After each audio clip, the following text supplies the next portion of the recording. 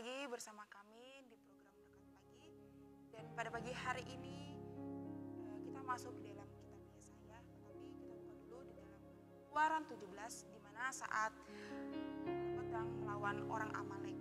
Saudara bisa baca dalam ayat yang 8 sampai yang ke-16 di mana Yosua diperintahkan memimpin pasukan berperang melawan orang Amalek pada saat itu. Musa sudah naik ke atas bukit dan dia mengangkat tangan untuk berdoa. Setiap kali Musa mengangkat tangan, maka kemenangan di tangan Yosua dan pasukannya dan pemimpinnya. Tetapi begitu Musa penat dan dia turun tangan, yang terjadi adalah justru berbalik. Pasukan musuh itu yang malah menyerang, menghimpit Yosua dan pasukannya, dan ada 2 orang yang peka dengan situasi yang ada. Harun dan Hur yang mereka lakukan, mereka menaruh sebuah batu supaya Musa bisa duduk dan bisa menumpang tangan Musa. Masing-masing di sebelah kanan dan tangan kiri sampai petang. Maka kemenangan di tangan Yosua dipimpin oleh Tuhan yang berkuasa. Karena apa? Karena ada tangan yang terangkat. Ketika sedang berdoa dan mengangkat tangan, Musa mengalami tangan yang lemah lutut dan goyah.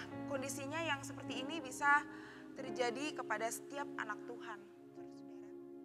Jadi tidak hanya berbicara tentang anak Tuhan yang malas, anak Tuhan yang rohaninya tidak berkualitas, gak juga posisi muasal, justru dia sedang berada di dalam hadirat Tuhan ketika dia sedang berdoa dan mengangkat tangan, maka di situ kemenangan terjadi. Tetapi namanya fisik, kekuatannya itu bisa lemah, tangannya bisa melemah, lututnya bisa goyah, dan pada saat itu Harun menumpang. Pemahaman kita di peristiwa Keluaran 17 ini, kita akan menjelaskan di ayat pokok. Kita baca dalam Yesaya 35 ayat yang ketiga. Kuatkanlah tangan yang lemah lesu dan teguhkanlah lutut yang goyah.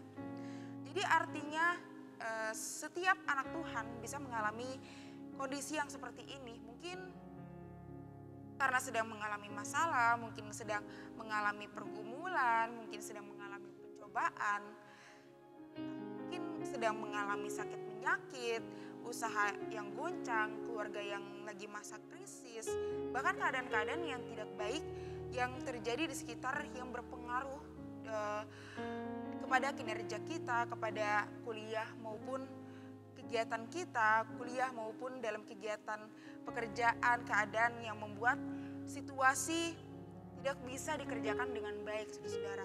Sehingga tangan itu mulai lemah, lutut mulai goyah. Nah, sekarang melalui ayat ini, saudara, kita semua tahu bahwa kondisi yang seperti ini bisa terjadi pada siapa saja. Tapi firman Tuhan mendorong kita semua, dikatakan di ayat yang ketiga ini, dikatakan kuatkanlah. Kuatkanlah artinya ini bisa memberi 2 arah kepada kita semuanya. Yang pertama kepada kita secara pribadi, tetapi juga kepada orang lain, saudara. Di mana kita harus memberikan motivasi, semangat, kekuatan kepada saudara-saudara kita, teman-teman kita, kepada yang sedang tangannya lemah, lututnya goyah, seperti Harun dan Hur pada saat itu. Mereka melihat Musa tangannya lemah dan lututnya sedang goyah, mereka segera menghampiri, mendukung dan menumpang. Supaya apa? Supaya Musa tangannya tetap terangkat, supaya Musa tetap dalam hadirat Tuhan.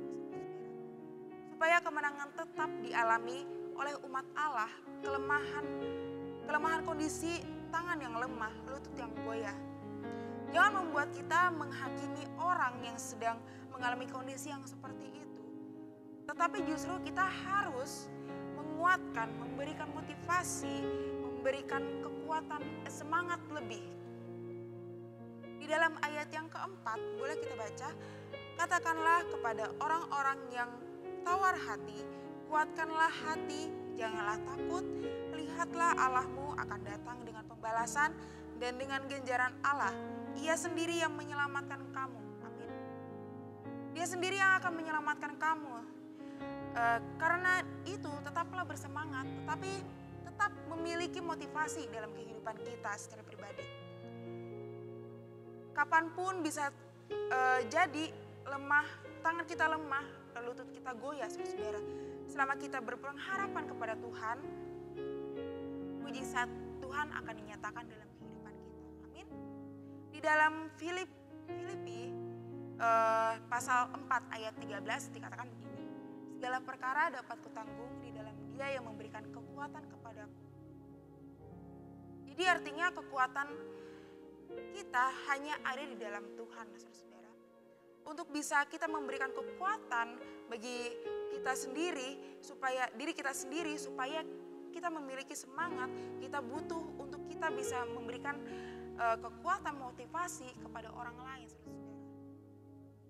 Kita butuh Tuhan untuk membuat hidup kita kuat sehingga kita dapat menguatkan orang lain yang menguatkan kondisi yang seperti ini akan membuat kita mengalami hidup yang diberkati Tuhan. Amin.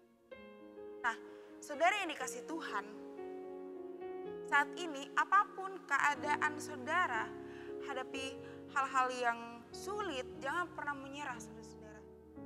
Mungkin saudara sedang goyah, saudara sedang lemah, jangan pernah menyerah pada situasi apapun itu. Percayalah, Dia sanggup melakukan segala perkara. Amin. Demikianlah firman Tuhan pada pagi hari ini. Biarlah firman Tuhan pada pagi hari ini dapat memberkati kita semuanya. Immanuel, Allah serta